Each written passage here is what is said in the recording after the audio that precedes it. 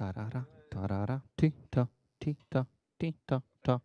Tarara, tarara.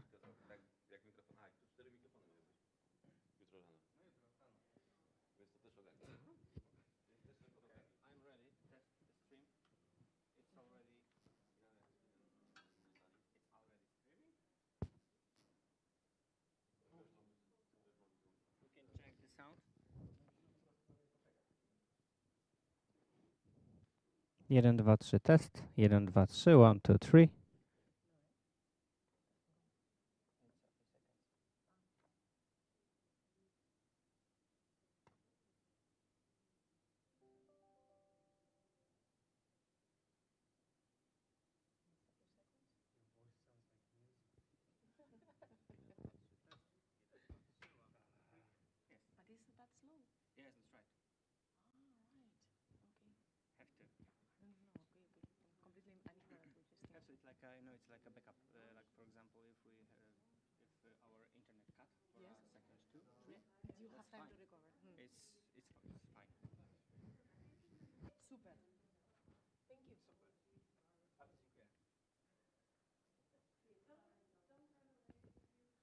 W końcu ten link czy nie?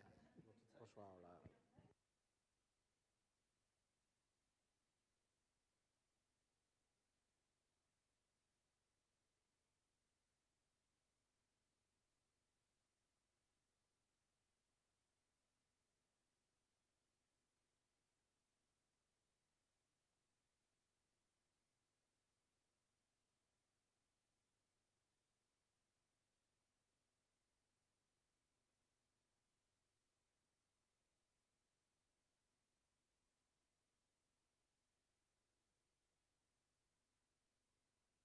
Raz, dwa, trzy, cztery.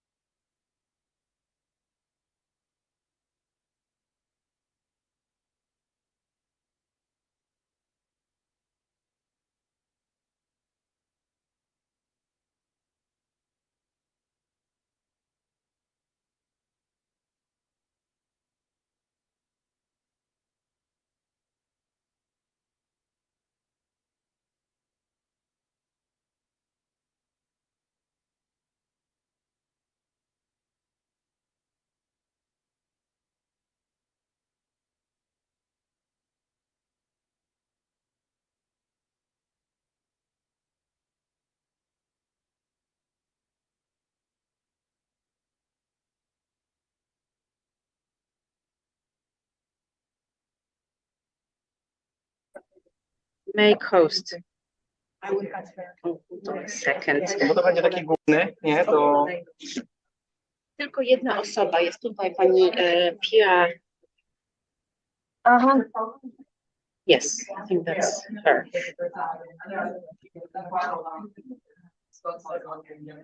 I'm gonna do the rest. So.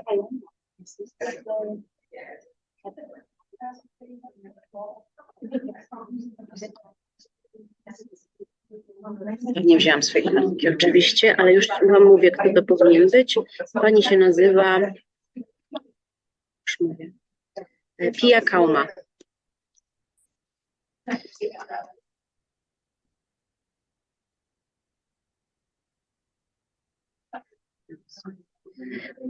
Hi Pia, Ms. Kauma, are you here?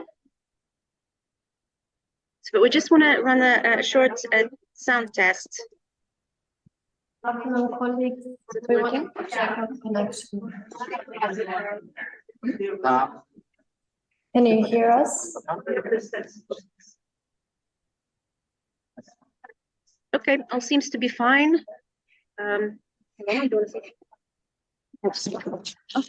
Hello.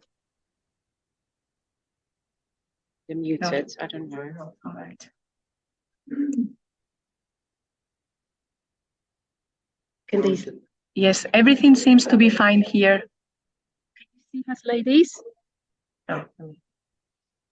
Can you hear us? No. Okay, good. We couldn't hear you. Can you hear us? Okay. So Now. And now I can hear you. Hello, good afternoon. in 8 minutes we will start. Yeah. Yes. No, but yeah. No, they stay online. Yeah. They stay online. Yeah, sure. Hello again. Good afternoon. Can you hear us?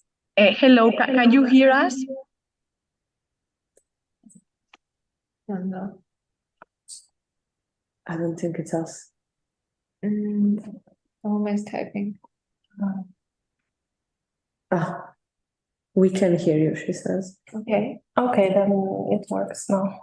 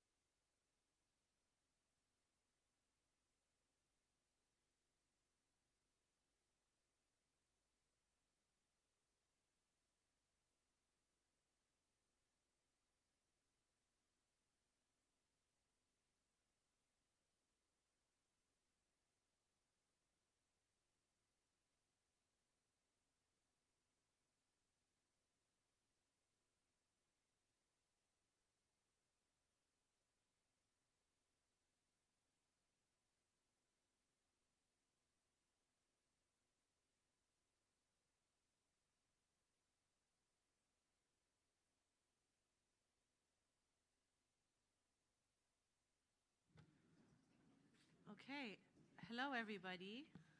Good afternoon or almost good evening. And welcome to this side event on countering online violence, where we will launch the new and actually first ever OSCE guidelines for monitoring online violence against female journalists. I also want to take this opportunity to welcome everybody who's following us online, because this event is in fact being live streamed. These guidelines have been developed as part of the OSCE RFOM project on the safety of female journalists online, the so-called SOFJO project, which I'm sure many of you are familiar with. This project started in 2015. That's 8 years ago. And in fact, I remember sitting in this very room that many years ago, admittedly, in a side event on the same topic, trying to explain to an unsuspecting audience that in fact safety of journalists needs an intersectional approach, that women journalists do face a different scale and nature of attacks online. So I thought it'd be nice to start with a positive note. Certainly today, I don't think that any of us need explaining or convincing about this fact. Research has come a long way, and solidarity among women journalists has been instrumental in empowering victims of online violence. And policymakers around the world have finally started to put SOFJO as a priority in their national and foreign policy agendas. And that's amazing, and we shouldn't forget that our collective efforts in this field continue to make a difference. But here's also the bad news. We are a long way away from saying that this is an issue of the past. In fact, despite all this progress, online violence is still on the rise. So it's therefore essential to effectively monitor, report, and respond to such attacks. So I'm really glad that we have a fantastic panel of experts today to present you this new OSCE tool to do just that, to monitor, report, and respond to online violence against women journalists. So I'd like to begin with some introductory remarks. First, by the OSCE representative on freedom of the media, Teresa Ribeiro, though Jürgen will lend his voice, as he did this morning. Our director, Jürgen Heise, will be delivering these opening remarks on her behalf. So Jürgen. Thank you very much, Denise, and good afternoon to all of you. And I know it's already late in the day, so we're very happy that you are joining us. And I think we have something very exciting, as we will be discussing in very concrete terms how to improve the prevention and protection mechanisms to counter online violence against women. And it's really a special day today, as we are launching our new guidelines. You can already see them on the screen, for monitoring online violence against female journalists. And these guidelines will provide a more systematic and gender-sensitive monitoring and reporting system, with the aim to better protect women journalists and to prevent online violence from escalating and, in some cases, develop into physical attacks. Despite increased awareness and efforts by civil society, media, governments, and the international community, women journalists are still increasingly exposed to online violence. And Denise just said, unfortunately, it's not a problem of the past. So let us once more state it very clearly. This is not only to the detriment of the targeted women, it is to the detriment of us all, to every individual's right to information and to the very fabric of our democratic societies. Gender-based online attacks deny women a public voice, leading to self-censorship or even causing women to retreat from the public sphere. As a result, our societies are deprived of diverse information and inclusive public debates. So make no mistake, these attacks are not random. They are often strategic and concerted efforts to silence journalists, creating an enormous chilling effect on women's voices and on our democracies. This is why, since 2017, and it is quite a while, the Office of the Representative on Freedom of the Media has been implementing the SOFJO, Safety of Female Journalists Online project, to place and keep the online safety of women journalists high on the agenda. The guidelines for monitoring online violence against female journalists, which we're launching today, are part of this project. So we are very happy that the authors of this publication are here today to introduce us to these monitoring guidelines and to explain how their use will actually help to better detect, analyze, and report cases of online violence against women journalists and become a key mechanism for prevention and protection. But I would also like to use this opportunity to thank all those donors among you that made this work possible, and especially Bulgaria, the Czech Republic, Luxembourg, Sweden, and Switzerland. We are really heavily relying on your support to make all this important work happen. So thank you very much, and I hope we will have an interesting hour ahead of us. Thank you very much, Jürgen. And now I'd like to draw your attention to the screen. We have the President of the OSCE Parliamentary Assembly, Ms. Pia Kauma, who will be joining us remotely today. So if we could please connect the screen to our speaker. Ms. Kauma, the screen is yours if you can hear me. Yes, I can hear you.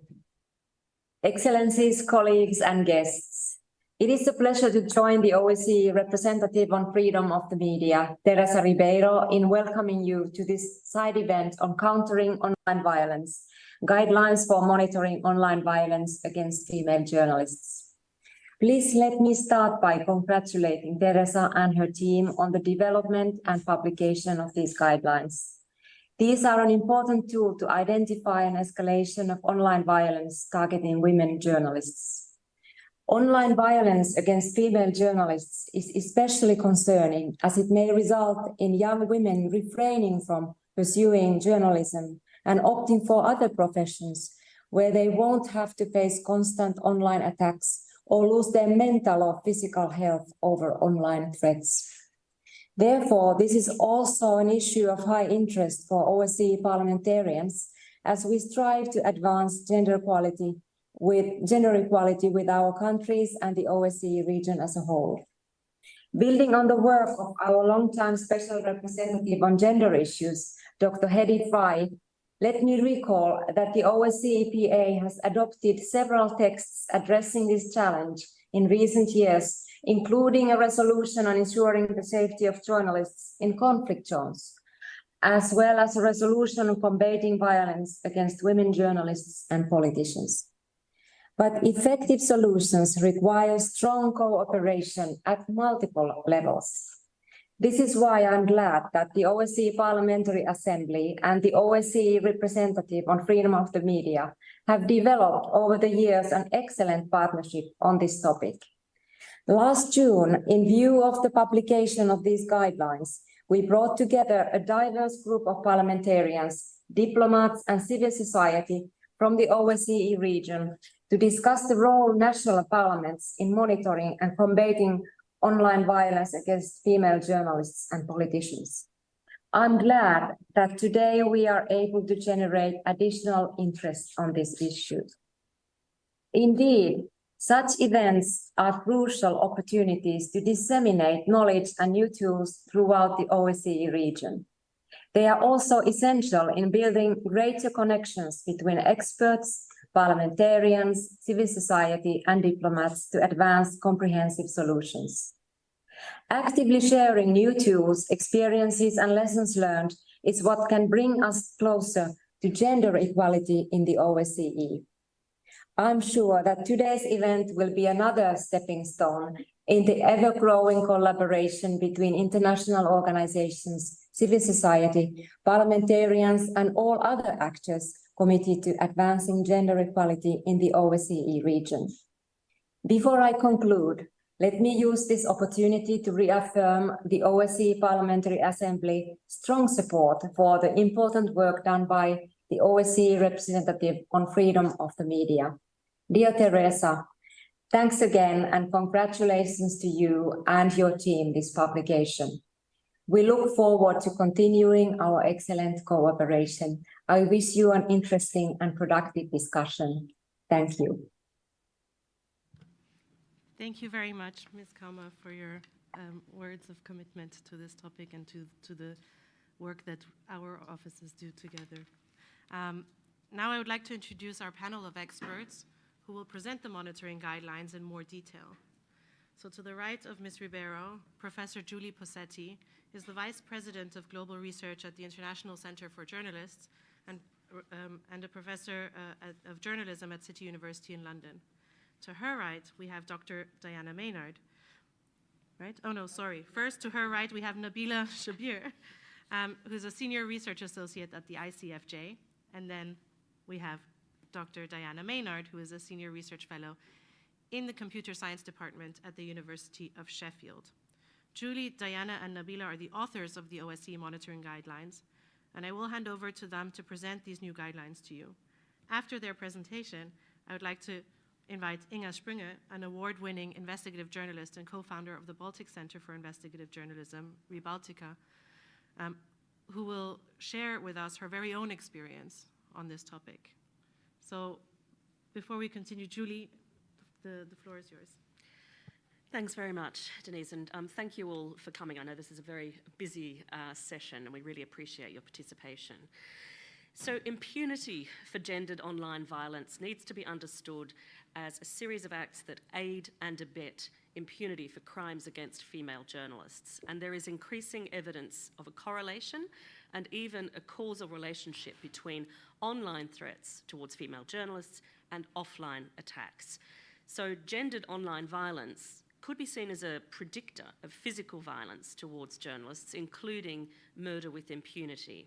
And online violence is also part of the enabling environment for the legal harassment and persecution of independent journalists.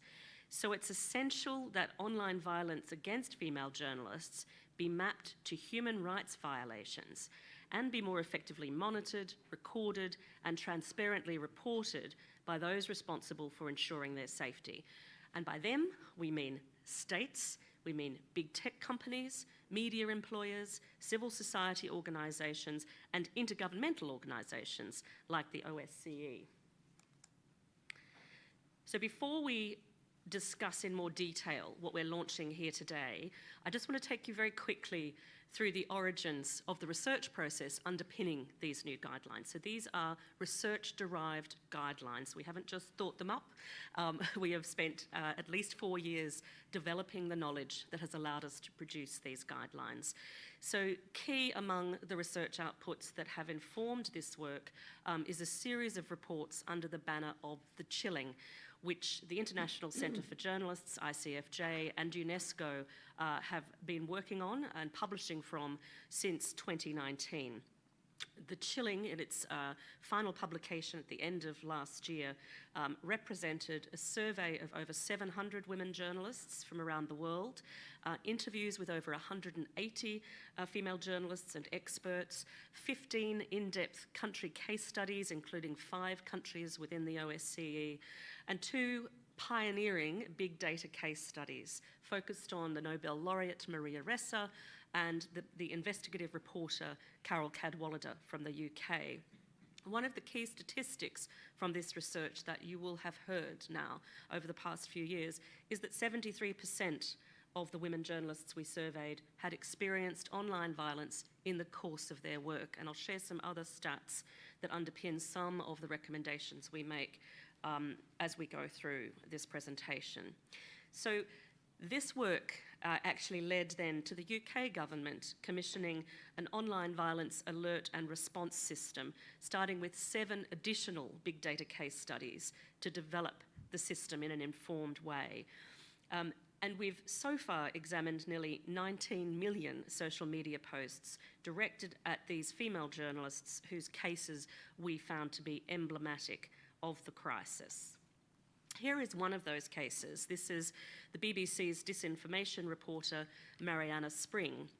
And our research established that Spring was targeted in connection with COVID-era counter-disinformation reporting, and then we collaborated with her on a panorama investigation, a BBC current affairs investigation, into what she was observing as the escalation of misogynistic hate speech since Elon Musk took over the platform. Now, we actually found in the course of this investigation that Spring herself had experienced a tripling of abuse as Twitter dismantled its safety mechanisms in the aftermath of Musk's takeover. And he himself, we found, fueling pylons against Mariana Spring, so actually triggering an escalation of abuse towards her. He approves of trolls, he said. So I think this in particular highlights the big platforms' propensity for impunity towards online violence against female journalists. And important to underline in the context of this report being published today, this includes their lack of accountability for access to data, and in some cases their active prohibition against access to data that can help us fight, not just monitor, but fight targeted attacks against journalists. So from all of this work, and in collaboration with the OSCE and the UK government, we have developed 15 key indicators for online violence escalation, which came about ostensibly as a result of one of the other shocking findings from our earlier research, which is that 20% of the female journalists we surveyed said they had experienced offline harm that they directly connected with the online violence that they experience. So we're publishing these indicators for the first time today, alongside tailored monitoring guidance that we have developed for each indicator. Now, we've had several focus groups validate these indicators. One of them was convened by the OSCE in North Macedonia earlier this year. So the first one that I want to highlight, and it might seem like a particularly obvious indicator or trigger for online violence escalation, but death and rape threats. And in this case, I use an example that we found during our research on Maria Ressa's case. But the survey that we conducted at the end of 2020 found that 25% of the women, so a quarter of the women journalists who responded, had experienced threats of death or rape or other forms of physical harm. So this is quite a significant trigger. Identifiable or suspected state or foreign state actor involvement is another extreme red flag, and it highlights the challenge we have around extraterritorial targeting of women journalists, which happens online as well as it does offline. One case that we highlight involves BBC Persian service journalists based in the UK being targeted by Iranian authorities, so in an extraterritorial way, so an OSCE member state being targeted by a non-member state, which is extremely important to monitor and very difficult to counter. Next, we have the proximity of attackers and the relative threat level associated with them. The statistic you see on the screen there refers again to the survey where we found 37% of the women who responded identifying political actors as key perpetrators of online violence. So here we see the function of power abusers as perpetrators of online violence. Another really serious and newly identified trigger for online violence escalation is the targeted abuse of female journalists with reference to impunity cases involving other journalists. So we see in the case of the Maltese editor Caroline Muscat that she is threatened with reference to the murder of Daphne Caruana Galizia. We see also an example there from India, the investigative reporter Rana Ayub being threatened with reference to the murder with impunity of Gauri Lankesh. We also see a reference to Martin O'Hagan, a journalist from Northern Ireland who was murdered, and his murder, his assassination, is used to threaten and intimidate the Northern Ireland reporter Patricia Devlin. We can go on. There are many of these cases, unfortunately, and they are extremely disturbing. The function of gendered disinformation is a key aspect of online violence as we have researched it and define it. And another statistic from our survey that underscores this, 41% of the female journalists surveyed said they had experienced online violence in connection with disinformation campaigns. So we know that reporting on disinformation, for example, makes you a bigger target. We also know that disinformation operators leverage misogyny as a way of essentially escalating the crisis that the journalists face when they're being smeared and targeted. And we know as well that misogynistic networks use gender disinformation to further undermine the reputations of journalists. So there's multifaceted aspects here. We also identify the terribly misogynistic tactic of targeting female journalists' family members, particularly their female family members, particularly their children as well, because of the particular vulnerability that is perceived when it comes to women, particularly in conservative societies, with regard to their caring responsibilities. So this is really quite heinous.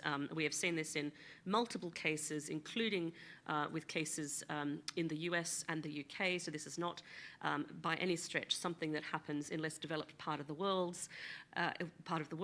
These instances we can see internationally. And then we have a really important indicator, which is little appreciated still, unfortunately, which is the notion that racism and religious bigotry and anti-Semitism and sectarianism and ableism and homophobia, for example, can intersect with misogyny and sexism to produce much more heightened exposure and deeper impacts for women experiencing online violence. So when it occurs concurrently, this discrimination and hate speech, the impacts can be very severe.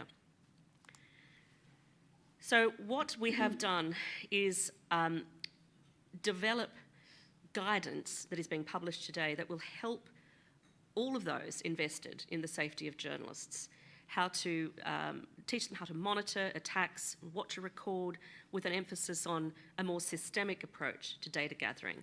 But there are key gaps that we need to work on together, and you can see some of those gaps up there. And the one that I'd like to highlight again is actually a really urgent need for guaranteed and free access to the large data sets held by the platforms.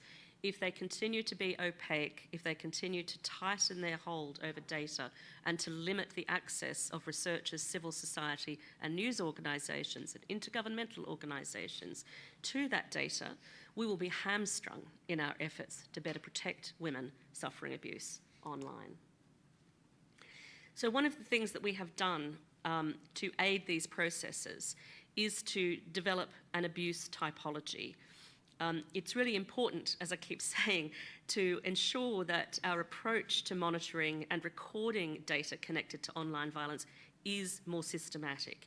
So this typology represents a mapping, if you like, of gendered online violence against journalists according to the types that we've identified, and my colleague Nabila Shabir will elaborate on the case examples we have, which include representation of cases from throughout the OSCE region.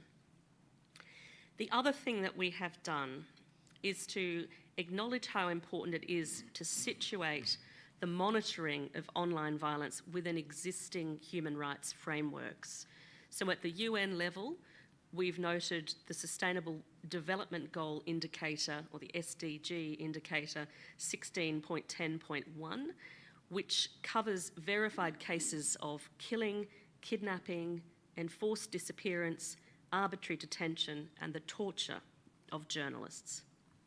The category of other harmful acts, which captures online violence, was added to the list of violations in 2018.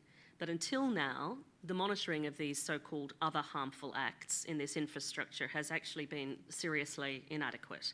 There is, though, now the potential for online violence to escalate to offline harm as per our research, and so this does need to be properly understood and monitored. And so in this report, we draw on the basic monitoring rationale of SDG 16.10.1, and we extend this to include the typology of online violations that I mentioned earlier and their consequences, which are mapped to these categories. And so by aligning these with the existing human rights and SDG frameworks, we provide a monitoring infrastructure that will enable the key responsible actors to more systematically capture, record, and report the violations according to a standardised framework. Then we map these violations to the UN's International Classification for Crime for Statistical Purposes, known as the ICCS. So according to the ICCS classification, threats to commit a crime can also be considered relevant. Now, this is a very important factor for monitoring online violence towards female journalists because, as we are all aware, threats to female journalists online frequently involve threats of physical, sexual, or other forms of violence. And these classifications under the ICCS codes are also super important, along with their definitions, because when it comes to legal redress for online violence and its escalation, these can be extremely useful.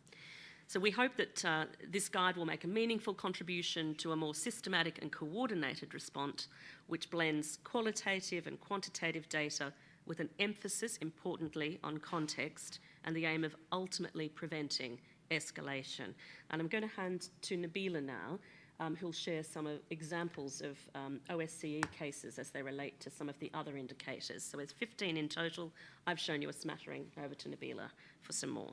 Thank you. I've hit my timer so that I don't overspeak. So one of our early, Hit your microphone too. And my mic. I forgot my mic though. So one of our early big data case studies, as Julie mentioned, was on Carol Cadwallader, who's a Pulitzer-nominated British journalist known for her reporting on Facebook, Cambridge Analytica, and Brexit.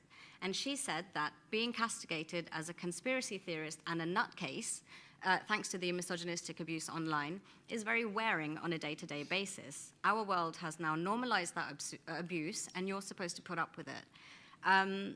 At the BBC, Rhianna Croxford, an investigations reporter, has said that, as a journalist of colour, you sometimes feel like you've got to work harder. You can't afford to make mistakes, and this feeling suddenly amplified. In her case, trolls went through her social media profile from when she was at university, and she woke up to hundreds of messages of people criticizing her and abusing her. It did make me question whether I wanted to remain in the profession. And finally, Leona O'Neill from Northern Ireland sadly witnessed the tragic death of Lyra McKee, the last journalist to be killed on British soil in 2019. She was then accused online of faking Lyra McKee's death, and she told the Committee to Protect Journalists, "I became anxious and hypervigilant for a time as I dealt with PTSD, not only from the traumatic event, but also the tsunami of abuse afterwards. I carried on working, I went to trauma counseling, but at times it was extremely difficult to do my job." I'm sad to say Leona has since left journalism. And I share these three cases from the UK with you because psychological injury, so as mentioned, post-traumatic stress disorder, depression, anxiety, and so on, is the most frequently identified impact of online violence affecting female journalists internationally, and that's according to our 2020 UNESCO ICFJ study. And this psychological harm manifests physically, right? It has serious implications not only on a journalist's health and well-being, but on their relationships, their professional development, their economic security. And, you know, what does that abuse look like? And Diana will speak more about this, but we found in this big data case study, in Carol's case, it's networked gaslighting, it's pylons, which is sort of large, sometimes coordinated abuse spikes. And what we're saying in this report that we're launching today is that it needs to be monitored. And let's start with the basics. Identify the medium of the threat, the perpetrator, the hashtags. The most dramatic example, well, I can't say that because there are so many dramatic examples in this report, but one of the most dramatic examples of one of the indicators we have is evidence of targeted surveillance and interception. And the most prominent example is the deployment of an example such as of surveillance software like the NSO Group's Pegasus spyware.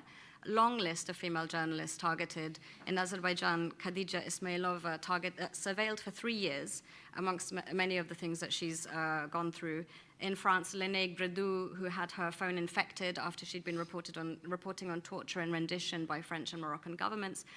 Even the editor of the Financial Times in the UK, Rula Khalaf. Another curious trend that we found in our research for this report for the OSCE was when there is involvement by state media or fake media or partisan media when it comes to targeted online violence. And so, you know, this is journalists and bloggers and influencers who are instigating and amplifying online abuse. And one woman reporter that I spoke to at a national newspaper, again in the UK, comes from an ethnic minority background. She and her children were targeted by a popular partisan figure he'd actually mistaken her for another woman journalist with an ethnic minority background from another newspaper. But it didn't matter, right? She had to call the police in. She was scared for her children. In the United States, we have journalist Taylor Lorenz, who works for the New York Times, Brandy Zadrozny, who works for NBC, and they were targeted, amongst many others, by Tucker Carlson and Fox News. And interestingly, Brandy Zadrozny flipped her journalism skills on this harassment, right? So she started doing what we recommend in the report. Record the threat, describe it, attach a screen grab, include the URL where it's relevant, put any evidence of any image-based abuse. And it's important to determine if the threat's migrated across platforms. You've got to monitor that situation. We also say that you should indicate if the incident has been reported to an intergovernmental alert system, such as the Council of Europe has, such as OSCE has. And in Romania, the journalist Emilia Sărcean, who'd reported on politicians with plagiarism scandals, she was targeted by 2 different websites who published disparaging articles about her and republished stolen photos from her. So, this abuse can also present as doxing, which is when your private information is published online, your phone number, your email, your address, the way you commute to work. And Jovana Gligorjevic from Serbia has also found her email and a personal identification number published in the comments section of a YouTube video, which again refers to one of our monitoring pieces of advice, which is indicate if the threat has been reported to the company or the platform which is facilitating the threat and or law enforcement, and monitor the progress.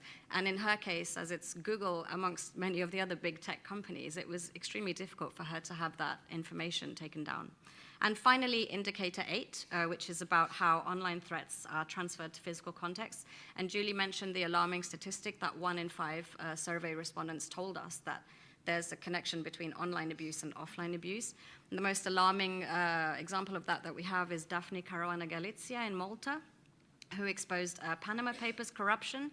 Not only did the public inquiry into her assassination find that she had faced an enormous amount of online abuse, but she received threatening phone calls at home, her dogs were killed outside her home, her house was set on fire while she was in it, sleeping with her family, and ultimately, she was murdered in a car bomb blast outside her home in 2017.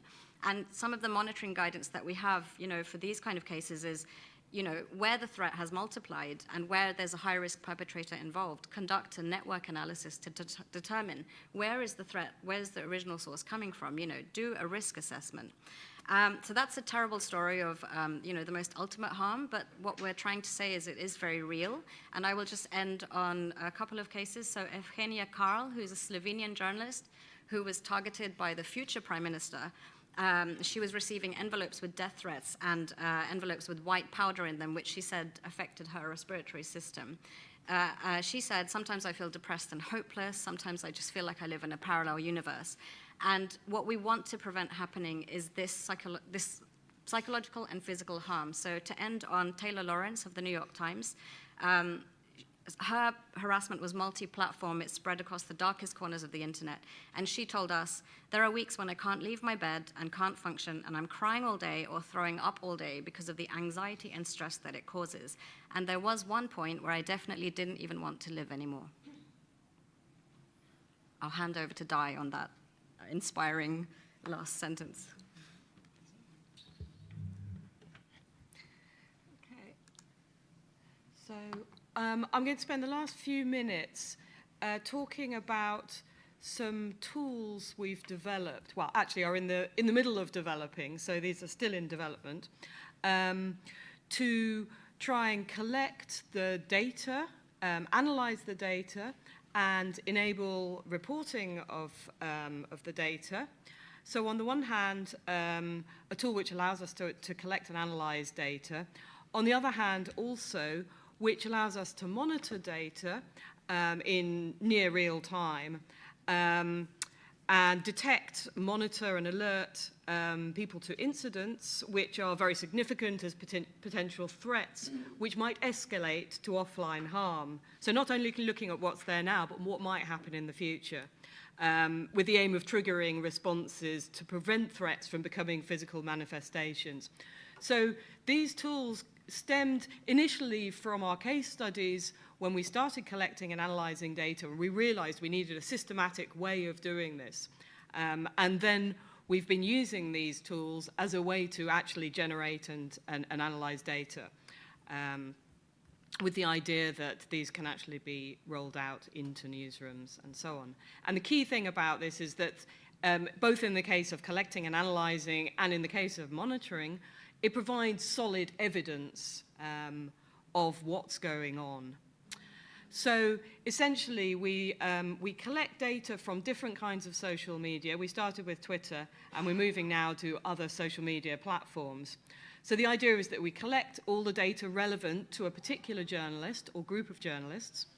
So for example, for Twitter, we collect tweets by the journalist and then all responses to them by anyone, or anytime someone mentions the journalist in question. So all this data is specific to a particular journalist or set of journalists. For the different platforms, it operates slightly differently, but you get the idea. And then we run automated analysis tools to detect abuse, categorize it according to our typology, and then to conduct analysis, partly automated, which gives us visualizations. It generates tables of data, graphs, and so on, which I'll just show you a selected set of tools. The dashboard is interactive, and the idea is that it lets you combine the automated tools, which can only go so far. We can't do everything with automated tools because it's very hard to detect and analyze abuse automatically. So they take you so far, and then the idea is that people can go in and explore the data themselves, build on it, and so on. So as I said, it's all interactive. Oh, thank you. There we go. And I'll show you how these relate to some of the indicators we've found. So on the top, we have a timeline of abusive tweets, and we can see big spikes in the abuse. This top one was Maria Ressa, and we can see particular spikes, and then we can correlate these with events that happened in the real world. So we can see what happened, why did the spikes occur, or what correlated with the spikes. And we can look also at, for example, what tweets did they send around that time to which abuse was sent. So we can start to analyze what's going on. On the right-hand side, we've got categorization into different types. So we identify specific abuse types, and we can start to look at the patterns that are emerging. What kinds of abuse? So is it racist? Is it sexist? Is it reputational? How do these combine? And so on. And then the bottom left, we have a word cloud of abusive terms. So these ones were directed at Carol Cadwallader in the UK. So these let us investigate the kinds of language, the abusive language that we used, tropes. We also generate similar for hashtags, so we can look at things like what hashtags are emerging. We see here the evidence of attacks with real psychological harm. So these happened over a long period of time, repeated attacks, showing this kind of gaslighting effect. Here we're looking at the abuser network. So we look at the people who are sending the abuse, and we're starting to look at what are the correlations between them and all kinds of ways in which we can do this. So here we're looking at abusers who jointly sent replies to the same tweet. And we start to identify things like coordinated behavior.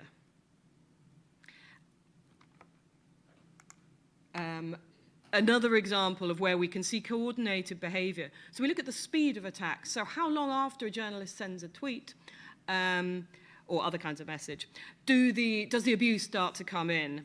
So just within the first hour here, which is what's shown, within 3 minutes, we see abuse coming in. In the case of Rana Ayub, we saw it within 2 to 3 seconds, we saw abuse coming in. So there's clearly something going on here. There's clearly very deliberate behavior. And again, suspicions of coordinated behavior. We can look at where do the attacks come from. So where we have the information, which isn't always available, we can look at which country or what location is the abuse coming from. And this helps us to identify things like geographic proximity of the abusers, and also things like foreign state involvement, if we see a lot of involvement from a particular country.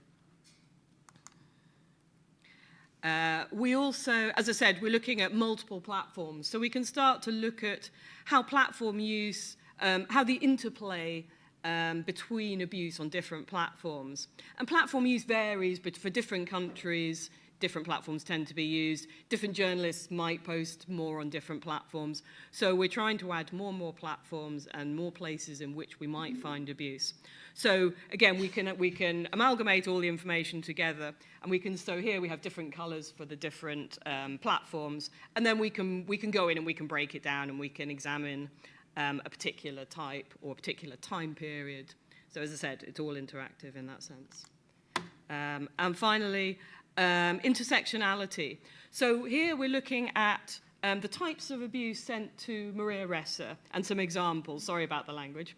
So these are real examples of tweets where people sent abuse involving multiple types of abuse in a single tweet. And we start to see, so just to explain the heat map, the darker the color, the more correlation between the two things. So we see a lot of abuse which is both sexist and explicit, so explicit sexual terms and obscene terms, combined with reputational abuse, so attacking her reputation. So that's where we see the most amount of intersectionality. But we also see other kinds, other correlations. And then, as I said, we can also examine multiple journalists at one time. So here we've amalgamated them together. So this lets us look at different journalists, and then we can eventually we'll be able to add new journalists at risk straight into the platform. So if we see something see a journalist that starts to look that we want to follow, we can just add them into the platform. So that's a sort of whistle-stop tour of the tools. As unfortunately, I don't have time to show you a nice interactive demo of it, but it gives you a feel for what we're doing, why we're doing it, and how it helps to collect and analyze the data. So all this is part of the ICFJ online violence project. So you can follow our progress on this website. And as I said, at the moment, we're continuing work to try and develop tools which will help us analyze and predict the escalation of violence.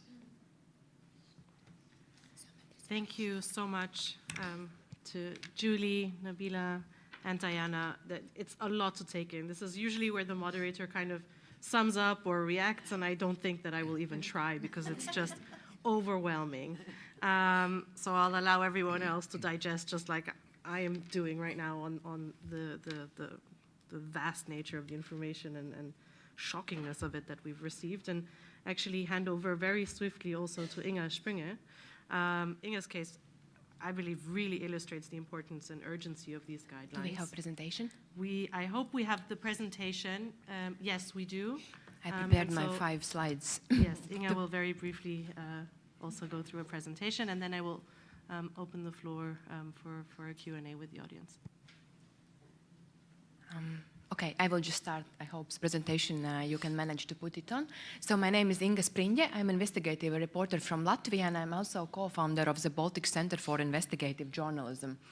And just my first slide is about who I am. So it's Rebaltica. We had actually a team of women, but now since this photo was made, we have also one gentleman, a fact checker.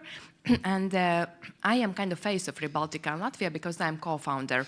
And why I was experiencing most of attacks, it happened during COVID time. Like I think for many journalists in Europe, we as Rebaltica, we became also official Facebook fact checkers, which means that we were the ones who were like putting these notes like, is this a false information or not false information? And people, of course, because during COVID times, they were very emotional, they were angry, they were confused, they needed to let it somewhere out. And because I was the face of Rebaltica, most of these attacks were like kind of aimed at me, and I even became famous on Latvian media when journalists themselves were calling me like I am one of most respected and most hated journalists in the country. So about specific case, what happened? It all started in 2019. Just a step aside, I am actually living in Tallinn. This is a result of cross-border investigation. Some years ago, I married an investigative reporter from Estonia, so I'm moving between Estonia and Latvia. And that's why when in 2019 this man showed up in our office in Riga, I actually wasn't there, but he arrived here to meet me and to meet like prostitutes, like you had this word in your last slide, because he was disappointed like what our fact-check colleagues were doing. And he arrived with the funeral flowers and some kind of liquid, which looked like, I don't know, some alcohol bottle or something. And thanks God, we have had our Ukrainian colleague in this small office room we were working, so he just pushed him out. And after that, we of course changed security, because we are actually based, at that time, we were at Stockholm School of Economics in Riga, and we changed security, we removed a specific office address from the public website, but my colleagues were really very scared. So we actually also called to police, because we thought this case is really serious. And then we started to look into who is this guy, and it turned out that already before he was sending some threats or like highs to us on Facebook Lives, where he was saying that he is coming, what he thinks about us, that we are all these bad names you can see, they are always dedicating to us. But I didn't see them, because apparently I had blocked him already before that. So we didn't see all his activities before on social media. When he was pushed out of our office room, and even police was already invited to do something, he still continued to look for these interactions all the time. But so the police didn't scare him away. Then police made this first like step. They announced that he cannot come closer to certain amount of, distance. He had to keep distance from me, and they kind of started the investigation, but after a while police said like, no, actually there is no threat, so they closed down the case. And the main argument was like, you are a public person, you should be ready about these attacks, and you need to strengthen your emotional resilience. I still remember this phrase, because I was actually sitting in the police office and there were all these policemen, and I remember I almost started crying, because I said like, you can't imagine how it is when you never know when there is unknown phone number calling on your phone, you never know if there will be this man's voice behind. You open any social media, Instagram, Telegram, Signal, whatever, and there might be a message from him, and you are telling me, I need to like kind of strengthen my emotional resilience. But this is when I learned that people from outside, including police, they just don't understand what does it mean. So the police closed the case, and it gave kind of impulse to this man start again all what he was doing before. So again, he apparently sent all these text messages, all these things. Police started the second investigation, because now this time we already joined like a joint application to police by other media, because it turned out that he was being rude and also very this kind of physically active, like showing up in other media newsrooms as well. So we said like, no, it's not normal, police should do something. And he himself, this man, considered himself like professional provocateur. And because police didn't do anything, he only became more and more active. So police started investigation and again shut it down, because there is kind of no physical threats, so there is no physical danger. And then the third case happened, because this time he was actually kind of stalking physically one politician on the street, and he was filming and broadcasting it live.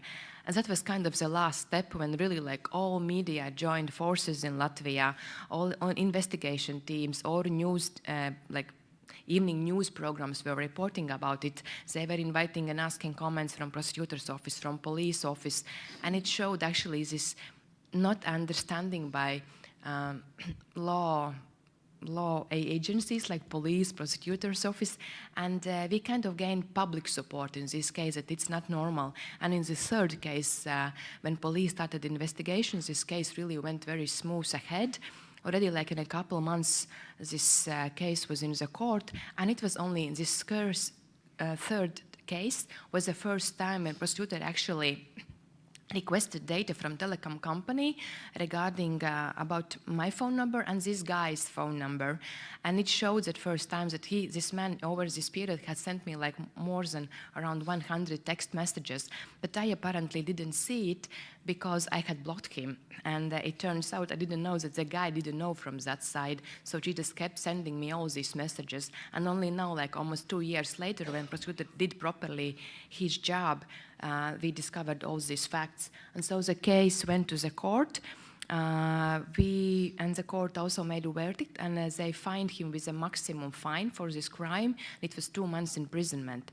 But because the man was out already on probation, because police before had found him with marijuana, so he now has to serve these 2 months because of stalking me, and also 2 years which he received like for his previous crime. So currently he is in prison in Latvia.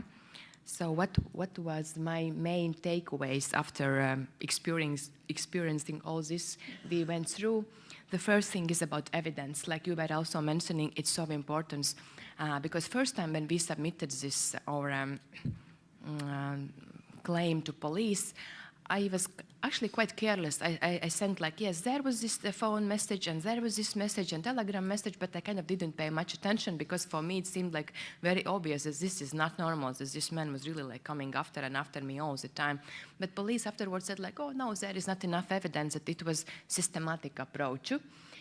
Then another thing, after the first investigation, criminal case was closed down, police also said, but you never actually said that you don't like this communication. I was like, what the, I'm sorry, fuck? Really? I have to, we are always like, you don't engage with stalkers because this is what these people are seeking. And I now need to say like, oh, stop, I really don't like this. But okay, next time I was smarter. When this guy started texting me, I sent him a message, I don't want this communication. Here is Rebaltica's official email. If you have some disagreements, write here official email. And I took a screenshot and I blocked him after that one. First time I didn't block him immediately because I wanted to collect more this evidence that he is coming and coming all the time after me. Then third thing, yes, I had to tell the police like with real words, I feel threatened because again, in first case, I wasn't actually in Riga. So I was more worried about my colleagues who were sitting in the office. I came to Riga like once in 2 weeks maybe, so I didn't feel so physically threatened. So next time when all these other cases were started, like I stated very clearly, yes, I feel physically threatened. I don't feel safe if I would need to go on a street and I would meet this man because he looks emotionally unstable person. I really feel threatened about this. Yes, and the last thing is when something like this happens, you just need to get support from community because unfortunately you are talking about need to get response from tech companies, but we also on a country level will need to get support from local enforcement agencies. Thank you very much for sharing this experience, very unpleasant experience with all of us. And I already recognize that this resonates with many in the audience. We also have other journalists in the audience who have firsthand experience, in fact, with online violence. And I know that many of you would also be very willing to share your stories and experience. I'm conscious of the time, so we have received permission to go 5 to 10 minutes over time if I know it's been a long day. But I just wanted to maybe see if already now, before I open the floor, if there's any immediate questions, comments, if there can just be a show of hands who might want to say something in the remaining time. Okay, so very briefly, I know there's not that many questions and comments, so that's really actually good in terms of timing. Before I do, I know that both Natalia Jaba and Humaira Bakhtiar were both also journalists who have very similar stories to share, and I think it's really worth hearing from both of you as well. So maybe if we start briefly with you, Natalia, and then with Humaira. Okay. Thank you so much for having me. And also, before I tell you the story of mine, very shortly, I would really love to thank you guys doing this job here. Maybe it seems like a little step, but I must tell you that first time I've ever told my story in public was when I met Julie and her team. And it wasn't a story that someone was trying to kill me, you know, someone was following me. I've been, you know, all those big stories that you've been hearing about here, which are super important. My story is more decent, but it was horrible. And I've been blocked for so many months and years at my work. unable to, continue with my daily life. And thank you, Julie. Thank you, Nabila, because it's so amazing. I'm a different person today. It's been 2 years since we met. Thank you. It's just mind-blowing. And this shows how literally empathy, understanding, and not keeping your eyes and ears shut helps and makes a real difference. I spent 12 years in Balkans, first as a student, and I was an investigative reporter. I've been doing everything in journalism, from field reporting to editing to whatever you wish. And at some point, because of the level of violence I've been encountering at my work, I just lost hope that, my dream job can be ever normal place to work and live. And since 2019, I'm back in Poland.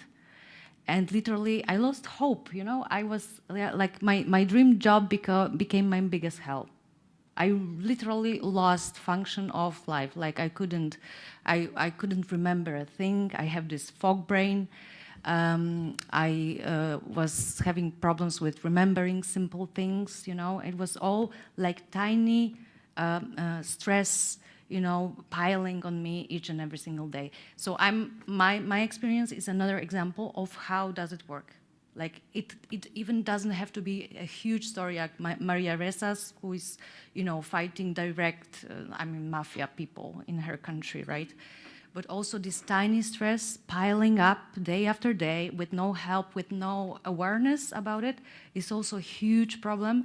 And inspired by Julie and her team, I did a report. I was a co-creator and co-initiator of a report about Polish female reporters and their troubles at home. And I must tell you, it's devastating.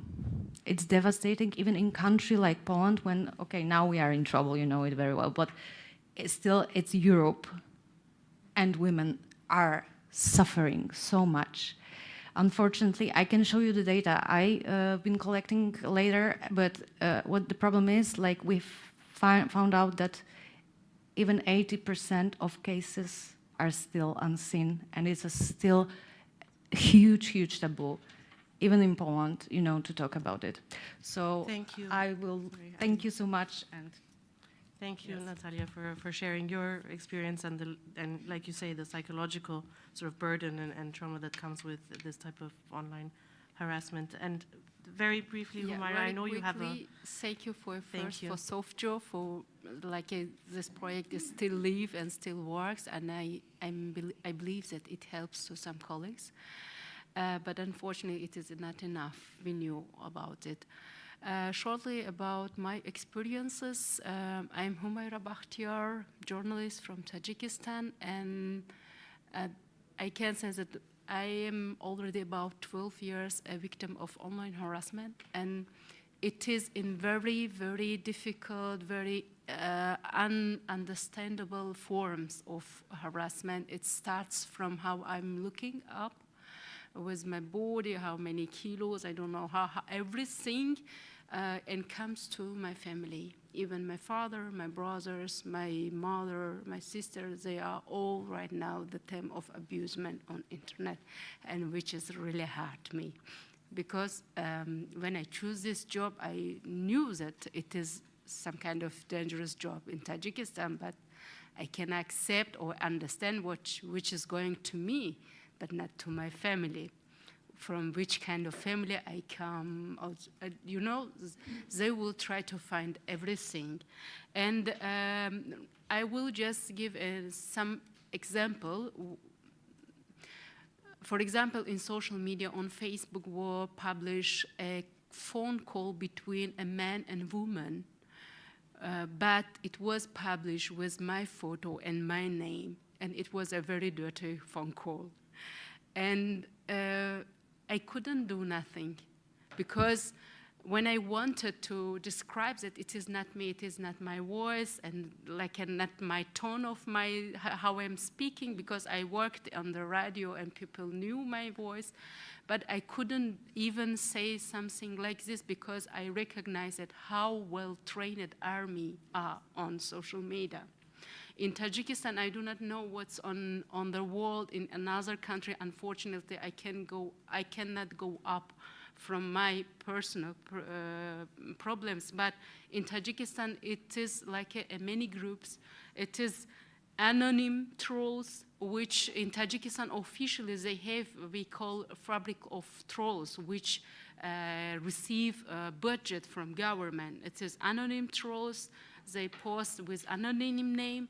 Then we have also the person pro-government trolls, the person who works in this government, and another group independent persons, which I cannot, of course, to show it how, but which was bought by government, the persons who lives abroad in Europe, and some of them journalists, unfortunately. And this video called Sumbai, for example, was published with my photo, did a journalist who lives in Berlin, a Tajik journalist. And I couldn't do nothing, and after it, I cannot normal accept any kind of signal on my phone. I have to control, I have acts, I cannot continue my daily life. I'm not talking about job, unfortunately, because I cannot do it. It was shortly, and thank you for this opportunity to explain it. Thank you very much, Humaira. And something that really resonated and links to what Julie said when you say you can't do anything in these situations because the content is online and you don't even know where to go or how to kind of have it removed or have a sort of response. It draws back to exactly what you said, Julie, on big platforms and their impunity regarding this type of online violence against women journalists, their lack of accountability, and then not to mention, despite all of the hard work you've done, still a severe lack of access to data to help us fight this type of online violence and its escalation. So it's incredibly powerful, I think, to hear these stories and to connect it to why this type of research matters, and not just the research, but really, once you have things like these monitoring guidelines, to implement them. And so the next stage, and actually the more important part, is really looking at how we can implement them so they can actually serve a purpose. We do have a few minutes, but I think it's also been a very long day. So unless there's any burning questions or comments, I would like to thank all of our speakers, thank the authors for these guidelines, and I really hope that this is just a beginning in the way of launching these guidelines, and that there is a long road ahead with real action to follow in implementing them. Oh, apologies. We also have them available online. I should mention, sorry.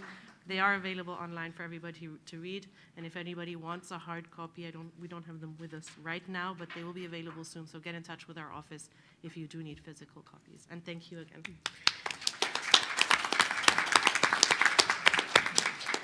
Can I just say thank you to the OSCE as well for sticking with us through this long and difficult project, but more importantly, for really pioneering intergovernmental responses on the safety of female journalists, and for continuing with that work. We really appreciate it as researchers, as journalists, as civil society actors and academics. It's vital, so thank you.